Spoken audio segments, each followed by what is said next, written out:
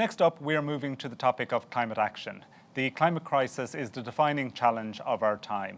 Temperatures are rising, drought and wildfires are starting to occur more frequently, rainfall patterns are shifting, glaciers and snow are melting, and the global mean sea level is rising.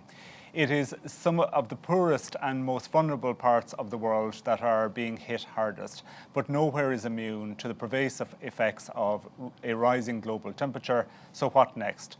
It's not all bad. We have the opportunity to act now to mitigate the worst effects of climate change and secure a safer future for generations to come. In Ireland, we have set ambitious targets to 2030 and indeed to 2050. Someone who monitors closely global developments in this space is Senior Executive Editor at Bloomberg Media, John Freer. John, we are delighted that you can join us today. We are now a few months on from COP26. How important was that summit? When will we see meaningful changes from the nations who signed up to limit global temperature rise to 1.5 degrees? Well, thank you for having me today, Martin. So it was very, very important. Now, I think when you look at what was agreed at COP, there's sort of two ways of looking at it: the glass half full approach and the glass half empty approach. Clearly, it was the presidency, the UK presidency for COP set very ambitious targets. And when you have 190 plus countries trying to agree on anything, not everyone is going to get what they want. So in terms of positive action that we saw a deal amongst big countries to cut their methane emissions.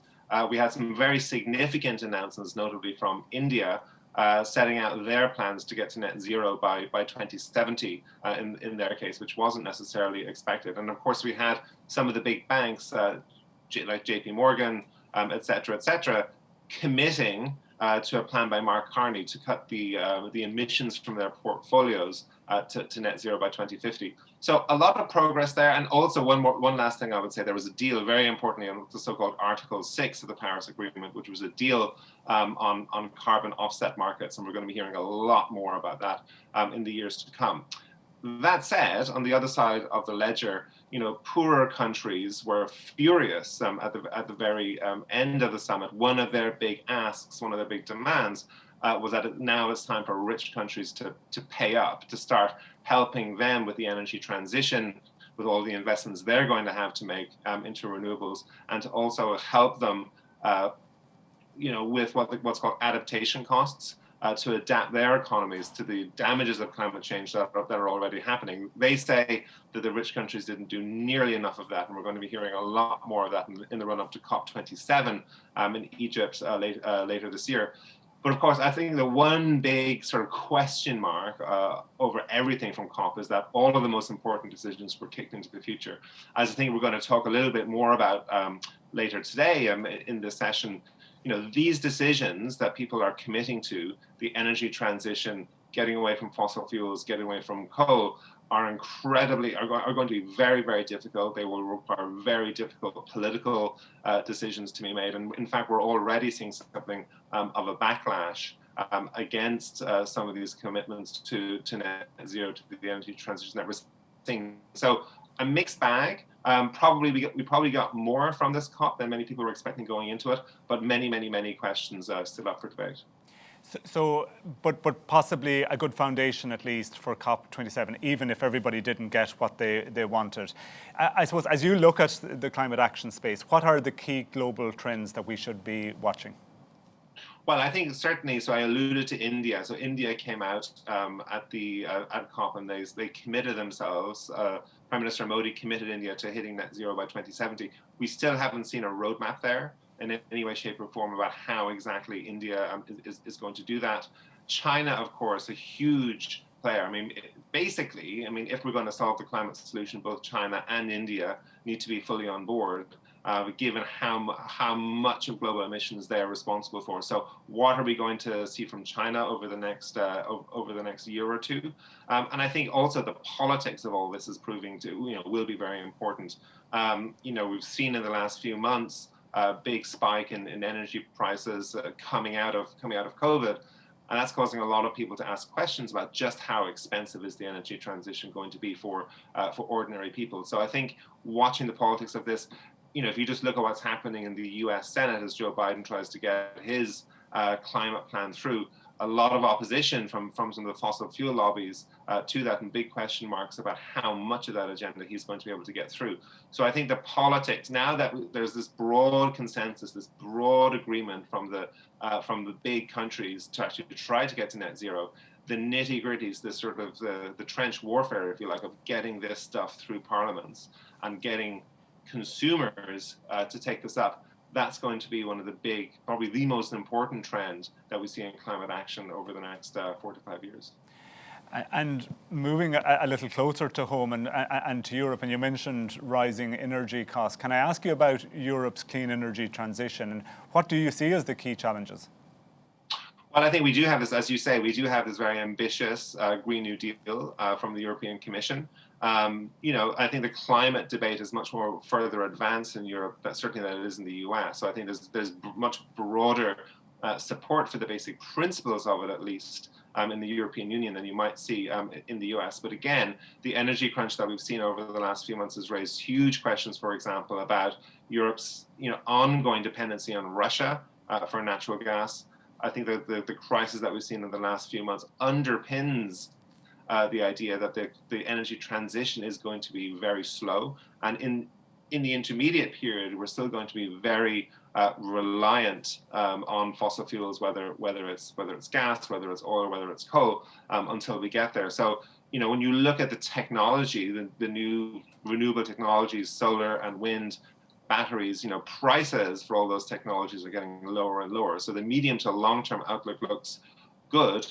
But in Europe, I think we're going to, again, getting back to the politics of all of this, a lot of this does come back to the politics.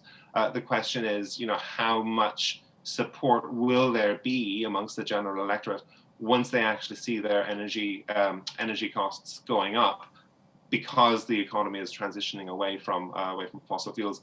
And one other thing to add into that as well, nuclear is a very interesting and an important trend to look at as well. Obviously, fewer emissions, it's clean in that sense, but clearly lots of other concerns about the health, about the safety of nuclear, and very, very divisive. You have countries like China and France, very keen on it, but obviously lots of other countries like Germany are totally turning away from it. So I think in Europe, as elsewhere in the world, you're going to be seeing these debates about, okay, fine, we all agree we need to do an energy transition, but how quickly can we realistically do that, given the fact that ultimately consumers are the ones that are going to have to pay the price?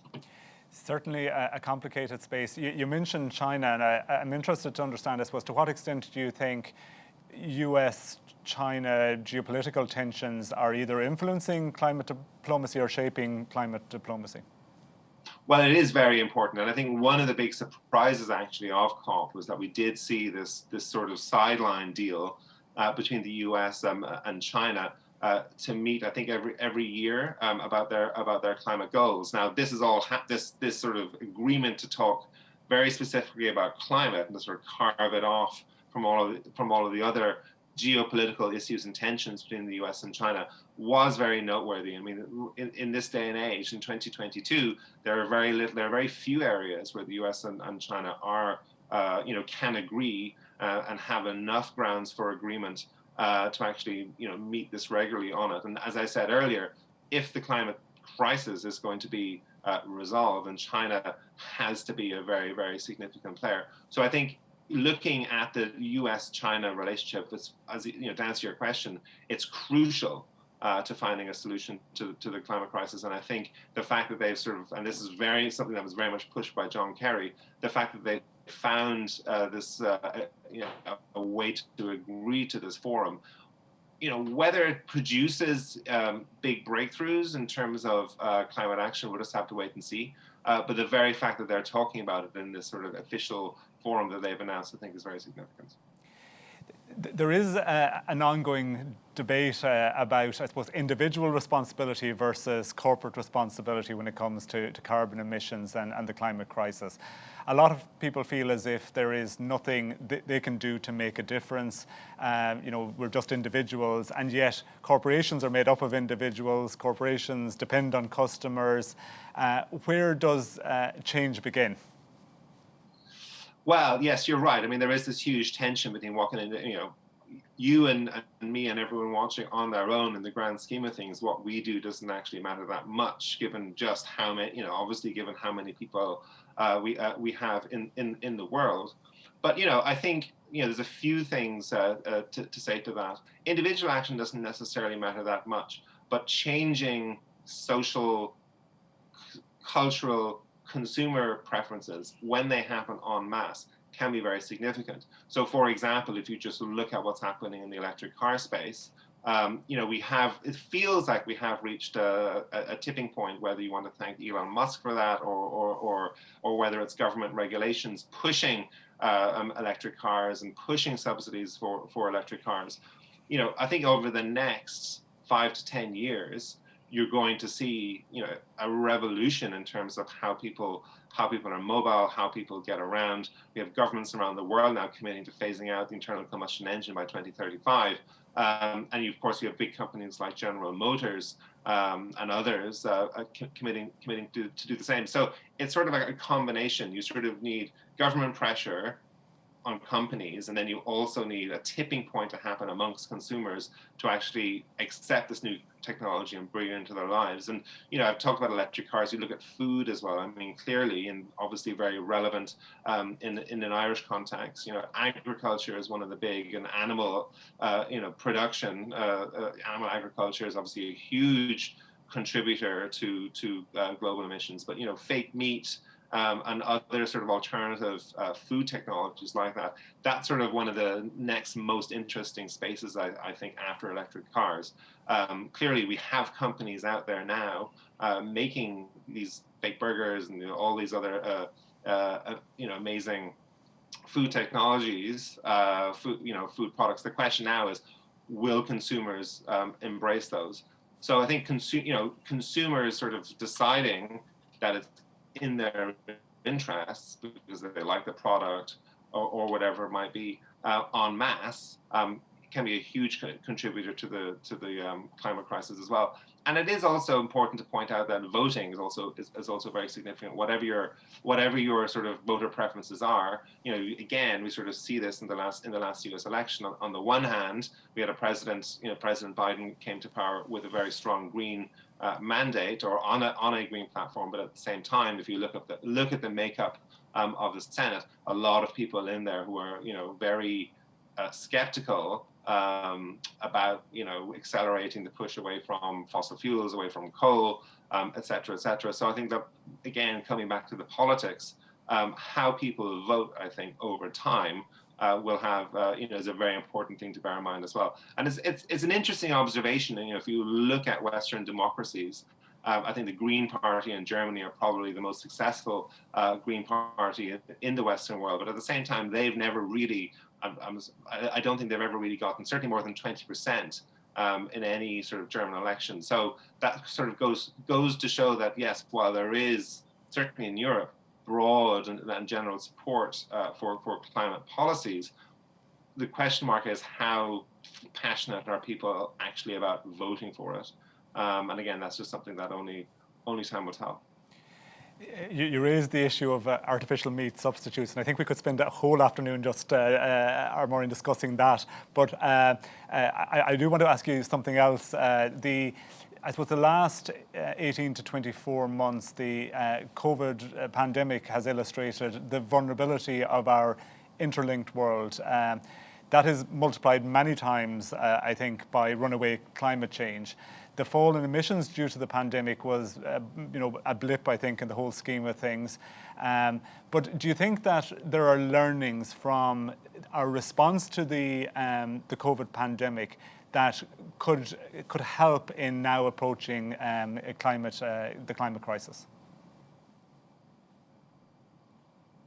Very much so. Some optimistic, some less optimistic, I would say. So on the optimistic side, I mean, clearly, if you look at the speed at which the world developed vaccines, at the speed with which the scientific community rallied around this and came up with a whole host of vaccines in record time to fight this virus, that was, truly remarkable. When you look at the amount of money that governments were prepared to pour into not only developing the vaccines and rolling them out, but also to sort of shoring up their economies as we went into lockdown, you really saw, I think, a very vivid demonstration of the power of government. When government really gets behind something and really puts money into something, it can achieve a lot. So putting on the science side of it, and in terms of the power of governance, of power of governments to really make a difference when it matters, I think you can point to them as sort of having potential positive learnings for the climate crisis in terms of our ability to develop new technologies that will help us fight climate change, and in terms of what governments can do when they really want to. On the flip side of all of that, if you look at vaccine inequality, so like the Western world was pretty successful. The rich countries certainly were pretty successful at getting the relatively high vaccination rates pretty quickly. But if you look around the world, poorer countries are still very under-vaccinated. They struggle to get their hands on, certainly in the first 6 months after the vaccine rollout, they struggle to get their hands on enough doses. And that sort of raises big questions about, again, getting back to what I was talking about earlier about climate justice and some of the issues that came up in COP, just how willing, just how prepared are richer countries to sort of reach across the aisle, if you will, or reach to the global south and help them out. And if you look now globally at sort of global vaccination rates, it's still very, very patchy. So I think in terms of the imbalances, the sort of economic imbalances that we have in the world, the vaccine sort of rollout, I think, points very vividly to the fact that when it comes to climate change, the poorer countries are still, very much struggling to sort of deal with this. So that's sort of those are probably the biggest sort of learnings I would take in terms of what we can take from COVID and how it's relevant to climate change. Yeah, and really, I suppose the distinguishing factor is the timeline, and that with COVID, everybody could see the precipice, but maybe from a political perspective, the precipice is a little further away from, in terms of the climate crisis. Everybody knows it's coming, but maybe it's not going to come in the term of this government or the next government. Yes, it's the tragedy of the horizons, I think it's called. Yes, I mean, I think it's human nature to worry about what you see right in front of you and what you see coming down the tracks over the next 18 months to 2 years. But it's one of the big problems with climate change and with climate action is getting people to think in a very sort of focused way that they're prepared to put money behind over a longer time horizon. You're absolutely right. This is something that governments, corporations, and all of us as individuals are going to have to grapple with and keep coming back to over the coming days, weeks, months, and indeed years. John Freer, thank you very much for sharing your insights with us today. My pleasure.